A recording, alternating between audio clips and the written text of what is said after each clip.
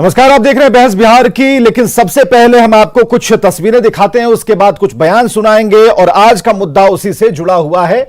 और बहस बिहार की में आज का मुद्दा इस बात को लेकर है कि क्या सही में प्रधानमंत्री नरेंद्र मोदी सोशल, जो अभी एक नेटवर्किंग कह सकते हैं या फिर आप उसे एक राजनीतिक तौर पर एक और शब्द का इस्तेमाल आप कर सकते हैं, क्या उस इंजीनियरिंग के मास्टर हैं? बात इस पर है। और जो केंद्रीय मंत्रिमंडल में जिस तरीके से खाके बिठाए गए हैं, तो क्या इससे साबित होता है?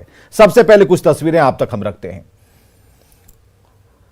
चलिए, नई टीम में बिहार से कौन कौन, ये तस्वीरें हम आपको दिखा रहे हैं। आरसीपी गिरिराज सिंह, आरके सिंह, नित्यानंद राय, अश्विनी चौबे, पशुपति कुमार पारस और ये 6 चेहरे, मजबूत चेहरे और जिनके ऊपर एक बड़ा भरोसा प्रधानमंत्री ने किया। गिरिराज सिंह को आपने देखा किस तरीके से एक बड़ी जिम्मेदारी दी गई, आरके सिंह को जिम्मेदारी दी गई है, अश्विनी चौबे उपभोक्ता मामलों के मंत्री हैं, पशुपति कुमार पारस को नई जिम्मेदारी दी गई, आरसीपी को नई जिम्मेदारी दी गई है। तो एक नई टीम में बिहार कहां पर है, यह हम आपको दिखाने की कोशिश करते हैं 6 तस्वीरों के जरिए। ये बिहार से संबंधित 6 ऐसे बड़े नेताओं के चेहरे हैं जिनके ऊपर प्रधानमंत्री को पूरा और पक्का भरोसा है। चलिए, इसके बाद आरसीपी सिंह ने कल एक बयान दिया था। जैसे ही उन्होंने शपथ ग्रहण समारोह से वो बाहर निकले, उन्होंने क्या कहा, यह भी हम आपको सुना रहे हैं। मैंने तो आज तक जितनी भी जिम्मेदारियां मिली है सबको बखूबी निभाया है, इसको भी निभाएंगे। सर, ललन सिंह क्यों नहीं मंत्री बने सर? हाँ, सवेरे से आप पूछ लो, सुन लो जरा। ऐसा है, ललन बाबू और हमें कोई फर्क है क्या? ललन बाबू हम लोग साथ हैं, सब लोग मजबूती से रहेंगे और आप चिंता मत करें, अभी बहुत समय है। केंद्र में अगर आप देखिएगा तो हम लोग एनडीए के हिस्सा हैं और इसमें भारतीय जनता पार्टी को खुद अपने आप में बहुमत है। ये तो प्रधानमंत्री जी की समझिए कि जो जिसको कहते हैं ना कि उनकी उदारता है कि भाई उन लोग जितने भी उनके साथ जुड़े हुए हैं, हमारे आपने देखा एलजेपी के भी हैं और भी हैं, उन सब लोगों को उसमें रखा है। एक संदेश है उसमें से। देखिए, आप हर एक जगह जोड़ घटाव गुना भाग और फार्मूला नहीं कर सकते भाई। देखिए, अब हम लोग यहाँ पर हमारी हिस्सेदारी हो गई। अब हमारे केंद्र में भी और प्रदेश में भी मजबूती से सरकार चलेगी और हम लोग का लक्ष्य क्या है कि हमारा राष्ट्र मजबूत हो और हमारा प्रदेश विकसित हो, यही हम लोग करेंगे। सर, क्या राष्ट्रीय अध्यक्ष के पद पे आप बने रहिएगा या इस्तीफा दीजिएगा सर? क्योंकि आपके पास अरे तुम जिस दिन मांगोगे दे देंगे। चुनाव के बाद से कि जातीय समीकरण के ऊपर नीतीश कुमार काम करेंगे, लेकिन उसके ऊपर सर कुछ देखने को मिली नहीं। यहाँ जात की बात नहीं होती है जी, समावेशी विकास होता है, सबका विकास होता है। लेकिन सर नीतीश कुमार को सोशल इंजीनियरिंग का मास्टर कहा जाता है सर। उम्मीद आपको लगता है? अच्छा सुनिए, ऐसा है, सोशल इंजीनियरिंग किसको कहते हैं आपने देखा है लिस्ट अभी? चलिए, पूरी लिस्ट की बात जहां तक चल रही थी तो साफ तौर पर आरसीपी ने कहा कि सोशल इंजीनियरिंग का मतलब समझते हैं। आपने पूरी लिस्ट देखी है? पत्रकारों से उन्होंने पूछा। अगर आप पूरी लिस्ट देखेंगे 43 तक तो आपको समझ में आएगा कि सोशल इंजीनियरिंग किसे कहा जाता है। हालांकि उसे लिखकर साफ शब्दों में हम जरूर आपको दिखाएंगे। इसके बाद आज क्या क्या हुआ, आज की 2 नई तस्वीरें हम आपको दिखाने जा रहे हैं। पदभार ग्रहण करने के बाद की तस्वीरें, पशुपति पारस की, आरसीपी की, गिरिराज सिंह की। मैं असल उत्तराधिकारी, राजनीतिक उत्तराधिकारी पासवान निगम में। आप लोग जो पूछना चाहते हैं मैं उसका जवाब देता हूँ। चिराग पासवान जी उनका बेटा जरूर है, लेकिन राजनीतिक उत्तराधिकारी न हो सकता है। हाँ, उनके संपत्ति में अधिकार जरूर उसको है, क्योंकि हिंदू लॉ में फादर के संपत्ति में अधिकार उसके बेटा का होता है। अब वो कल कोर्ट चला गया, कोर्ट जाने से क्या होगा? हम कहेंगे कोर्ट ने तुमको भगवान के घर में हम दूसरे लड़ेंगे। तो पशुपति कुमार पारस ने एक बड़ी बात कही और उसके बाद आरसीपी सिंह।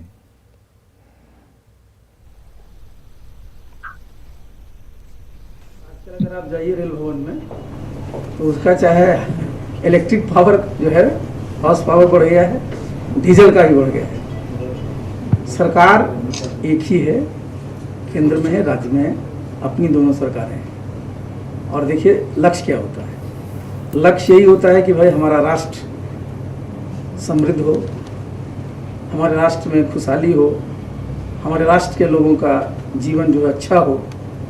और बिहार, उत्तर प्रदेश सब उसी का एक हिस्सा है और स्वाभाविक है, हर एक क्षेत्र का अपना अपना एक उनका एक पॉजिटिव होता है। बहुत सारे स्टेट्स हैं जिनके पास खान है, खदान है, हमारे बिहार और उत्तर प्रदेश में खान खदान की कमी। आरसीपी सिंह ने जो कहा उसका मतलब आप समझ पा रहे होंगे, लेकिन सवाल वही है कि आखिर क्या नरेंद्र मोदी ने खुद को साबित किया है। सोशल इंजीनियरिंग से लेकर जब इसकी बात होती है तो नीतीश कुमार का नाम सबसे पहले आता है। इलेक्ट्रिकल इंजीनियर नहीं बन पाए, लेकिन सोशल इंजीनियर उन्होंने बखूबी बन के दिखाया था। लेकिन कल जैसे ही ये 43 नाम सामने आए, ये भरोसा सबको हो गया कि भाई यहां पर इंजीनियरिंग जो है इसमें मोदी का कोई सानी नहीं है। नरेंद्र मोदी ने जो लिस्ट जारी की, लेकिन इसे समझना होगा। समझने के लिए जरूरी है कि हम अपने मेहमानों का परिचय आपसे कराएं। कांग्रेस से राजेश राठौर हैं, बहुत बहुत स्वागत है राजेश राठौर जी। आरजेडी से विधायक सर्वजीत जी हैं, बहुत बहुत स्वागत है आपका। बीजेपी से प्रवक्ता संजय टाइगर जी हैं, बहुत बहुत स्वागत है संजय टाइगर जी। और वरिष्ठ पत्रकार कन्हैया बिलारी हैं।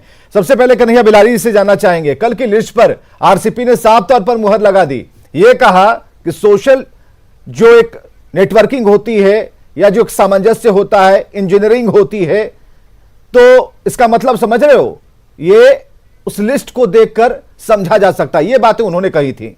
आपको कितना समझ में आ रहा है उस लिस्ट को देखकर, और बिहार के खेमे से या फिर झारखंड के खेमे से जो दावेदारी हिस्सेदारी की बात की गई, उन सभी चीजों को लेकर?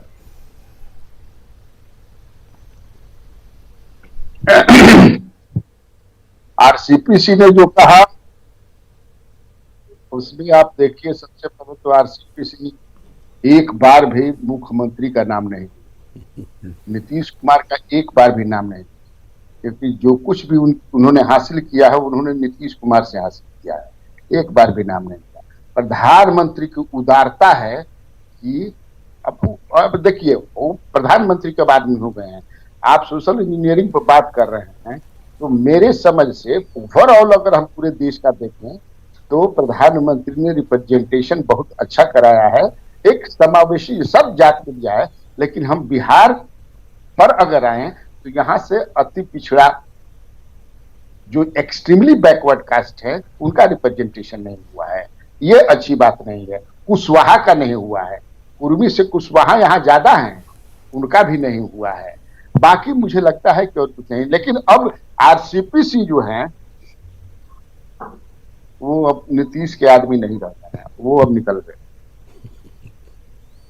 चलिए, ये मानना है कन्हैया बिलारी का कि जो कल उन्होंने बयान दिया है जिसमें कहीं भी नीतीश कुमार का नाम नहीं था, तो इसे ऐसा समझा जाए कि अब वो जेडीयू के नहीं रहे, अब वो किसी और के हो गए हैं, तो इसे आप समझ सकते हैं। ये एक और बहस का एंगल हो सकता है, हम बात करेंगे। बीजेपी से प्रवक्ता संजय टाइगर हमारे साथ मौजूद हैं। संजय टाइगर जी, किस तौर पर इसे आप ले रहे हैं, और खासकर वरिष्ठ पत्रकार कन्हैया बिलारी की जो बात है उस बयान से जुड़ी हुई, उस मंशे से जुड़ी हुई, किस तौर पर आप इसे देख रहे हैं? देखिए, पहले तो एक स्पष्ट होनी चाहिए बात कि मंत्रिमंडल विस्तार स्वाभाविक भी था, जरूरी भी था, और प्रधानमंत्री का विशेष अधिकार भी है। ये देश का मंत्रिमंडल है, राज्य का मंत्रिमंडल नहीं है। तो एक समावेशी और संतुलित मंत्रिमंडल बनाने का प्रयास हुआ है। समाज के सभी तबकों का प्रतिनिधित्व हो, देश के सभी क्षेत्रों का प्रतिनिधित्व हो, और एक ऐसा मंत्रिमंडल जो देश में विकास की गति को और तेज़ी से आगे बढ़ा सके, इसको ध्यान में रख के ये हुआ है।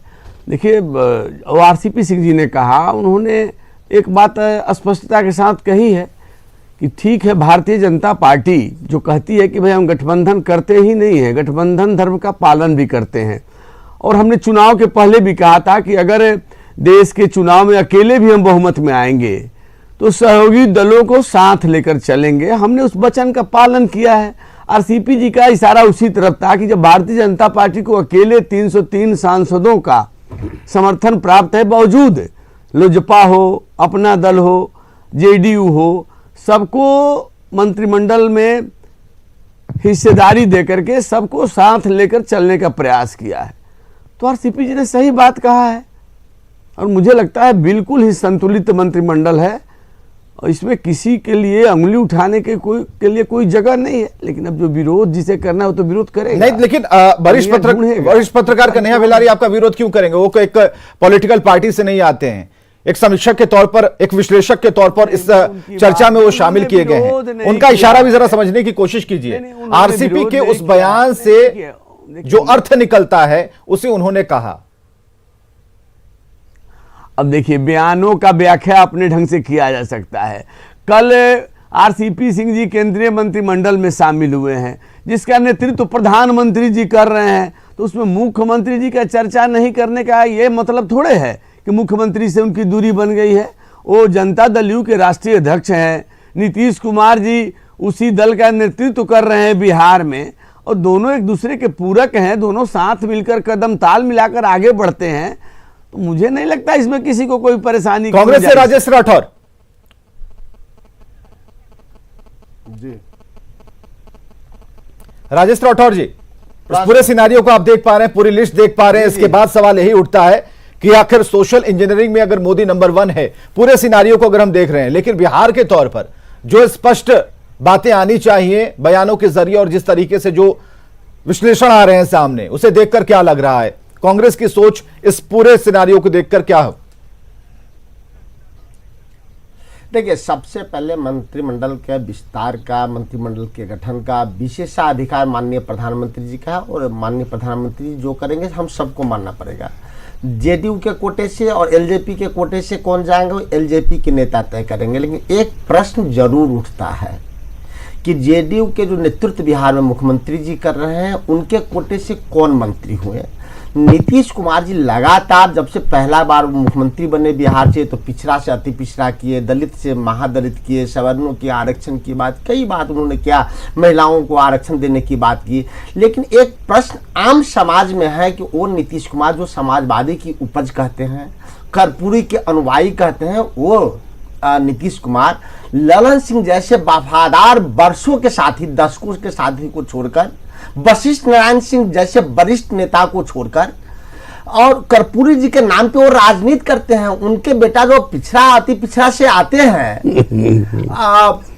उनको छोड़कर, संतोष कुशवाहा के छोड़ के, चंद्रवंशी समाज के चंद्रवंशी जी उनके सांसद हैं, उनको छोड़ के, रामनाथ ठाकुर जो कर्पूरी जी के सुपुत्र हैं, उनको छोड़ के, इनको सिर्फ अधिकारी से जो नेता बने उन पे भरोसा कैसे हुआ? वो भी अधिकारी जो उनके स्वजातीय हैं, जो उनके जिले के हैं, राष्ट्रीय अध्यक्ष भी वही बनेंगे, मंत्री वही बनेंगे, तो ढोंग क्यों करते थे पिछड़ा के अति पिछड़ा और दलित के महादलित का? तो ये बड़ा प्रश्न नीतीश कुमार पे है कि दशकों से उनके साथ काम करने वाले किसी साथी पे नीतीश कुमार का भरोसा नहीं है। भरोसा है तो अपने स्वजातीय पे, भरोसा है तो अपने जिले के लोगों को, भरोसा है तो उनको अधिकारी पे। क्योंकि आरसीपी सिंह का कोई राजनीतिक बैकग्राउंड ललन सिंह जैसा नहीं है, वशिष्ठ नारायण सिंह जैसा नहीं है, रामनाथ ठाकुर जैसा नहीं है, संतोष कुशवाहा जैसा नहीं है, चंद्रवंशी जी जैसा नहीं है।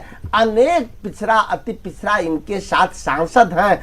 तमाम 16 सांसद को छोड़ के एक राज्यसभा से चुने हुए व्यक्ति को इन्होंने मंत्री बना के संकेत दे दिया कि जेडीयू के पूरा मालिक अब आरसीपी सिंह है, और आरसीपी सिंह ने बता दिया कि नीतीश कुमार कुछ नहीं, हम सब भाजपा हैं। तो अब नीतीश कुमार को सोचना है ना कि वह जेडीयू को बचा पाएंगे कि भाजपा में चली जाएगी। दूसरा, यही नीतीश कुमार पिछले बार दिल्ली से आए थे, मंत्रिमंडल का गठन में भाग नहीं लिए थे, तो कहे थे अनुपातिक हिस्सा हमें चाहिए। अनुपात शब्द उन्हीं के शब्द में बोला हूं, अनुपातिक हिस्सा, यानी कि भाजपा के 17 सांसद में 4 मंत्री बने, तो इनके भी 16 सांसद में 4 नहीं तो कम से कम 3। किस कारण से एक पे समझौता किए? इससे स्पष्ट हो गया है कि नीतीश कुमार जी जवाब तो संजय टाइगर देंगे आपका। कमजोर नहीं, ठीक है राजेश राठौर जी, जवाब तो आपका संजय टाइगर देंगे। पहला और दूसरा 2 प्रश्न आपने कर दिए, दोनों का जवाब संजय टाइगर देंगे। देखिए, इसी को कहते हैं बेगाने के शादी में अब्दुल्ला दीवाना। जब पार्टी के अंदर किसी को कोई आपत्ति नहीं है, न सांसदों को आपत्ति है, जिनका नाम इन्होंने गिनवाया उनको आपत्ति नहीं है, नीतीश जी को आपत्ति नहीं है, तो कांग्रेस को ये आपत्ति का क्या उचित है? अब पार्टी से एक ही व्यक्ति को बनना था, तो कोई एक व्यक्ति बनेगा, राष्ट्रीय अध्यक्ष बने हैं, तो आप क्यों परेशान हैं? और जिन लोगों का नाम आप गिनवा रहे थे, सबको सांसद किसने बनवाया?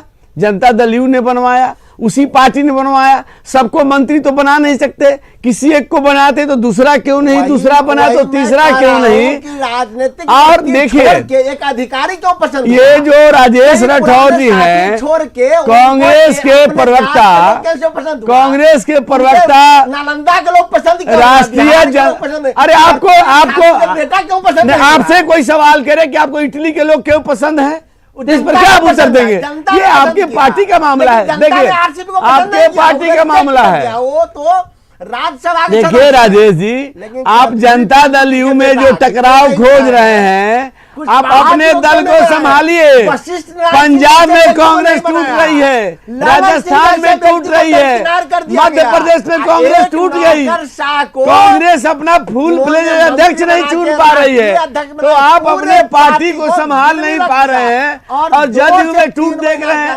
जदयू में मनमुटाव। एक बात तो है कि सोशल इंजीनियरिंग में अगर प्रधानमंत्री नंबर 1 है, उन्होंने साबित कर दिया कि वो मास्टर नंबर 1 है। कन्हैया भिलारी जी कुछ कहना चाह रहे हैं? कन्हैया भिलारी जी, ठीक है ठीक है, हाँ ठीक है, हम अब तुरंत आते हैं आरजेडी के पास आते हैं। कन्हैया भिलारी जी, हाँ हो गया राज्यसभा वाले बात क्या है? आप तो प्राइम मिनिस्टर राज्यसभा के मेंबर को रखे थे, 2 टर्म उनको प्राइम मिनिस्टर असम से राज्यसभा में थे। इससे क्या मतलब है? मतलब यह है कि मुझे जो जितनी जानकारी है कि नीतीश कुमार जी इस बार भी नहीं चाहते थे कि कोई आदमी हमारा मंत्रिमंडल में जाए। वो नीतीश जी ने तो कह दिया था कि राष्ट्रीय अध्यक्ष जी को इस बारे में निर्णय लेना है। आरसीपी सिंह उनके कंट्रोल से बिल्कुल बाहर निकल गए हैं। 1 घंटा जो बात किया नीतीश कुमार से उन्होंने, उसमें नीतीश कुमार ने समझाया भी उनको कि मेरी सलाह यही कि आप राष्ट्रीय अध्यक्ष हैं, कोई न जाए, पशुपति पारस को केवल बनने दीजिए, बाकी नहीं तो फिर अगर आप बनेंगे, अति पिछड़ा नहीं बनेगा, ललन सिंह नहीं बनेंगे तो क्या मैसेज आएगा। लेकिन आरसीपी से कुछ सुनने के लिए तैयार नहीं है। आने वाले दिनों में ऐसा भी हो सकता है, मैं आज ही बोल देता हूं, बहुत कुछ हो सकता है। अब कितना हम बोले जनता दल। चलिए, नहीं, नीतीश कुमार जी ने स्वयं बोला था कि हमने राष्ट्रीय अध्यक्ष जी को अधिकृत आरजेडी से विधायक सर्वजीत जी इस बारे में निर्णय राष्ट्रीय अध्यक्ष जी लेंगे। सर्वजीत जी जी जी, देखिए, मुझे बहुत तरस आ रही है कि रामविलास पासवान की 1 साल पहले मृत्यु हो गई और उनका बेटा बेचारा होश भी नहीं संभाला था, और ललन सिंह ने उनके पूरे परिवारों के पीठ में छुरा भोंका। और मुझे बहुत दुख है कि छुरा भोंकने के बाद, उस समाज को तहस नहस करने के बाद भी ललन सिंह ऐसे व्यक्ति को जो है अवार्ड नहीं मिला। इसके लिए मुझे बहुत दुख है कि ललन सिंह ऐसे व्यक्ति को, जो इतने बड़े दलित के नेता थे, उनके परिवारों के पीठ में खंजर भोंक देना नहीं मिला। और बिल्कुल यह बात सत्य है कि आरसीपी सिंह जो है वो बिहार में क्या करते थे। पूरे बिहार के जितने अधिकारियों की तबादला होती थी, उसके मालिक आरसीपी सिन्हा हुआ करते थे, आज भी हैं वह। और मुझे लगता है कि बहुत सारी राज को वह समेटे हैं, शायद इसीलिए जो है वो मुख्यमंत्री के सामने नहीं झुकते हैं और मुख्यमंत्री की एक बात को वो मानने को तैयार नहीं है। जिस तरह से बिहार की स्थिति में, एक चीज कहना चाहता हूं कि आखिर देश की हालात ऐसी है कि गरीब हो अमीर हो सब कोई मर रहा है, और देश के प्रधानमंत्री अपनी मन की बात कहते नहीं थकते हैं, मंत्रिमंडल का। लेकिन उन्होंने जो लिस्ट जारी की उसमें तो साफ तौर पर वो सोशल इंजीनियरिंग में कहीं से तो पीछे नहीं लगते। अगर उसकी जातिगत सूचना, अगर फिर पढ़े लिखे लोगों की बात करें, अगर क्षेत्रवाद की बात करें, हर जगह से उन्होंने एक सैचुरेशन दिखाया है। और जो 6 चेहरे बिहार से दिखे हैं उसे भी आपको समझना होगा। पीड़ा है, ये देश के प्रधानमंत्री ने आखिर क्यों नहीं माना? ये तो परिवार से बाहर निकलते नहीं है।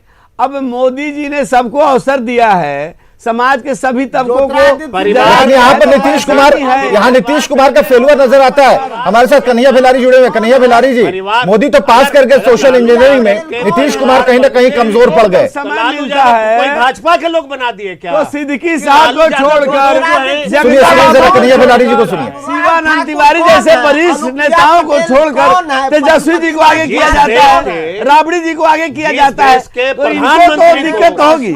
यह चिंता नहीं है है कि कि ज्योतिरादित्य देश का सिंधिया गरीब कैसे कौन है? खाएगा।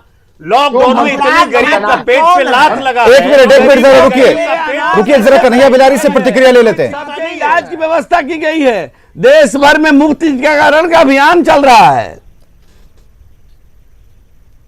हेलो हाँ जी बिलारी जी बोलिए। हेलो, हाँ जी आवाज आ रही है।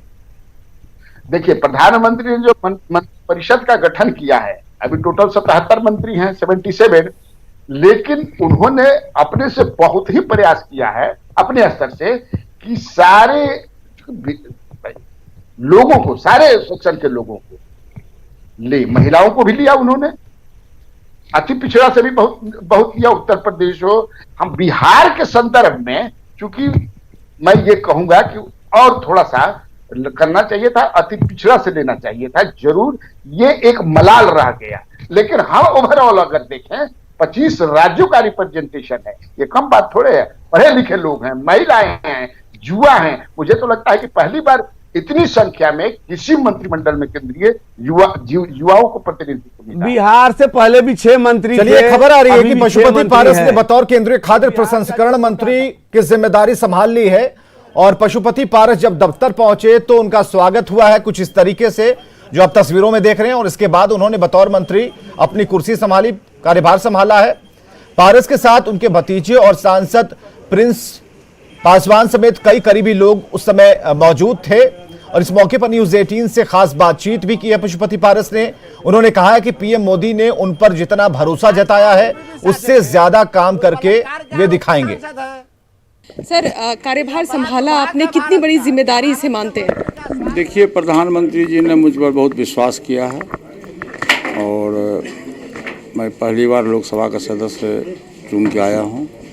उन्होंने मुझ पर काफ़ी विश्वास करके मुझे पहली बार कैबिनेट मंत्री का दर्जा मिला और मैं विभाग संभाला हूं। आज मैं आपके माध्यम से प्रधानमंत्री जी को ये विश्वास दिलाता हूं कि जितना अधिक उन्होंने मुझ पर विश्वास किया उससे अधिक मैं विभाग में काम करूंगा, काम करा के विभाग को एक अच्छे रास्ते पर मैं ले जाऊंगा।